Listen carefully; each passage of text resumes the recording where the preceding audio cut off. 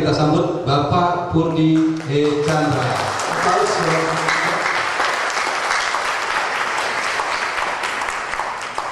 Sore, assalamualaikum warahmatullahi wabarakatuh. Tadi kita sudah sedikit lihat joger ya. Itu contoh orang gila gitu ya. Saya pernah dimuat di majalah SWA berenam waktu itu. Jadi ada 6 pengusaha gila di Indonesia. Salah satunya adalah saya, Pak Joger, ada Bob Sadino. Jadi memang itu contoh-contoh pengusaha gila di Indonesia. Jadi dicap gila itu kalau saya senang. Nah, sebelum saya mulai presentasi saya kira ada baiknya saya perkenalkan diri. Teman-teman, ada yang belum kenal saya? Sudah ngerti semua? Belum kan? Ya. Nama saya Purdi E. Chandra. Purdi E. Chandra. Banyak yang tanya saya, Pak E-nya itu apa? Tadi di belakang juga ada wartawan yang tanya, Pak E-nya itu apa? E-nya itu ternyata setelah besar ini baru saya tahu bahwa E itu singkatan dari entrepreneur gitu.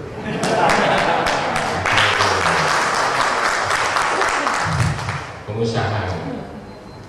Untung saya pakai E. Saya pernah kuliah di Jogja. Jadi waktu itu saya kuliah di 4 fakultas, 2 di Gajah Mada, 2 di UKIP negeri, elektro, psikologi Gajah Mada, dan sastra Inggris matematika jadi negeri. Alhamdulillah tuh, gak ada yang selesai, part-partnya gak ada yang selesai. Jadi kalau saya selesai mungkin saya tidak pernah jadi pengusaha. Saya yakin tadi Bapak Ibu yang berdiri di depan itu termasuk yang mungkin dulu sekolahnya pintar. Kalau kayak saya yang bodoh-bodoh, saya yakin jadi pengusaha. Jadi kalau pintar biasanya jadi dosen.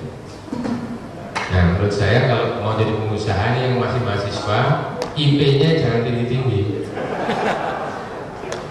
Minim ya atau maksimum 2 lah, itu sudah bagus.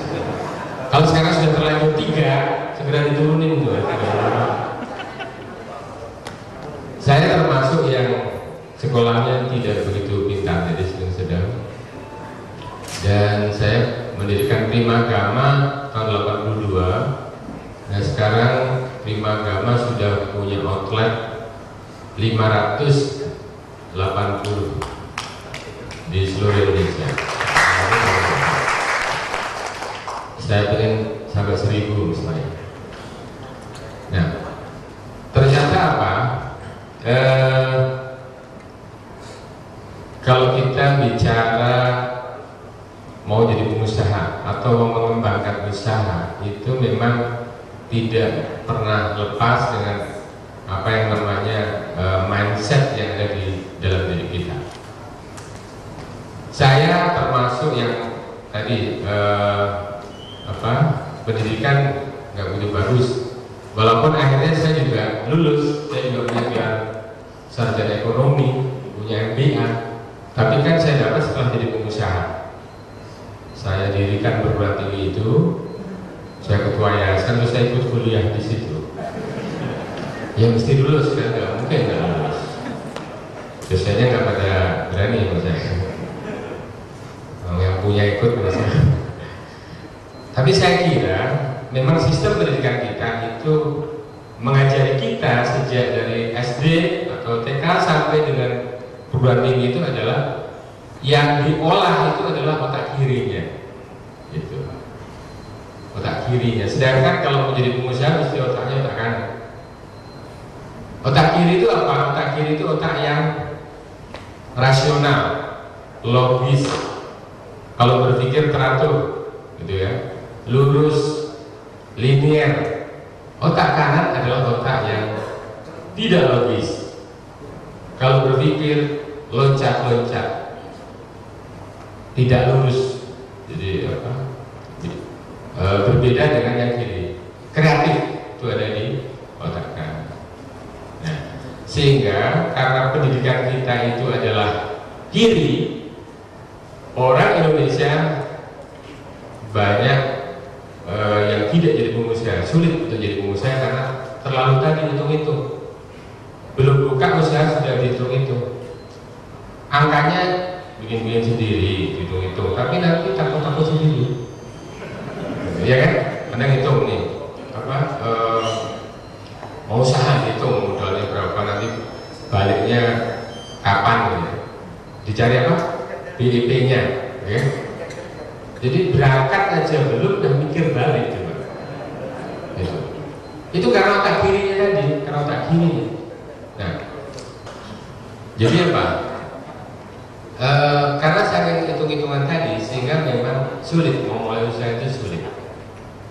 Kita ini sering saya ceritakan sejak SD, waktu masuk kelas 1 kita diajari menulis saja orang Indonesia itu diatur.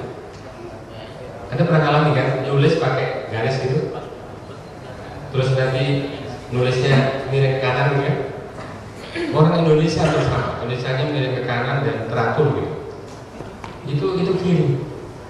Coba kalau Bapak Ibu nih, kalau ada yang dapat surat dari orang Amerika, gimana tulisan mereka? Jelek, ceker layang. Dan itu kreatif. Jelek itu kreatif. Tapi kan jauh kerja, jelek, kreatif gitu. Kreatif.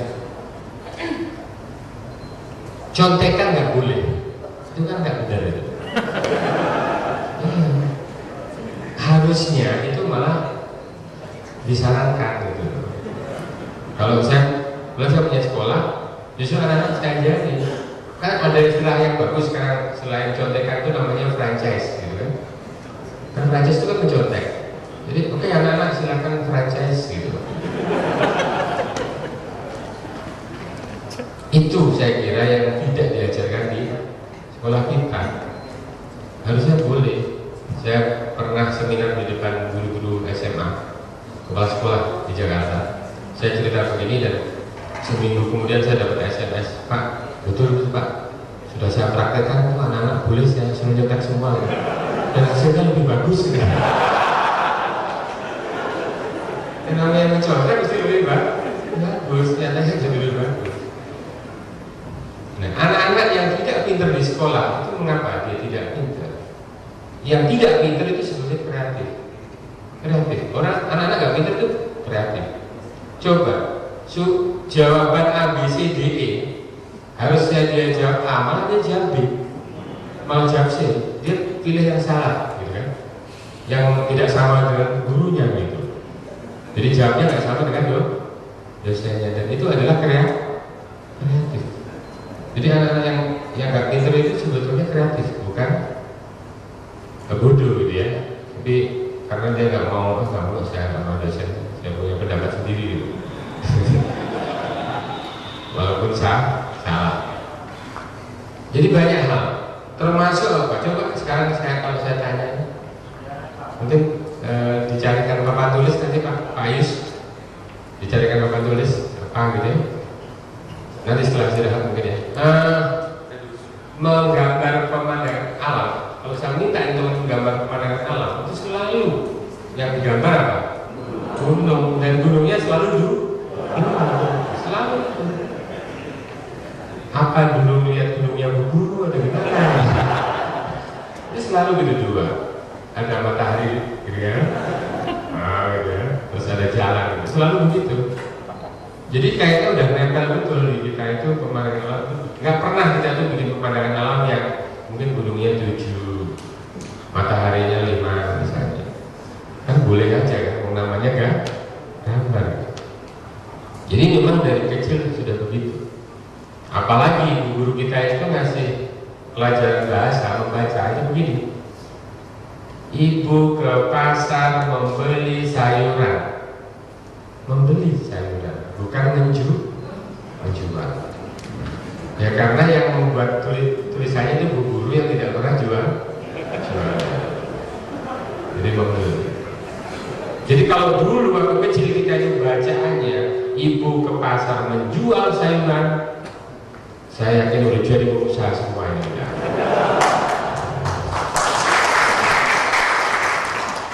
Jadi memang dari pendidikan jelas kita ini amat sangat kiri.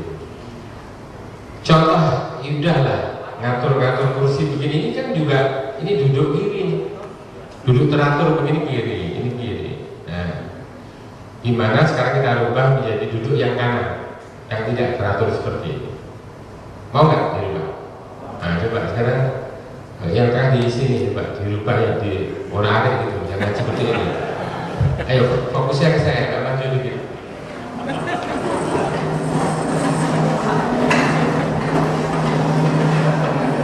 Coba semua tirukan gerakan tangan saya, coba semua.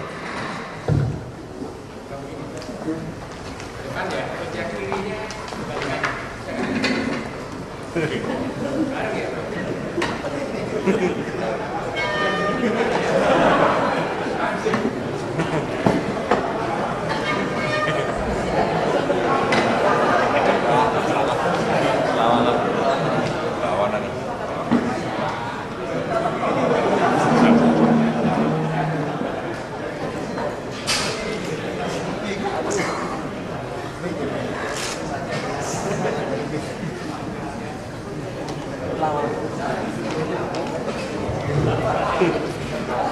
saya kira memang kita akan kesulitan.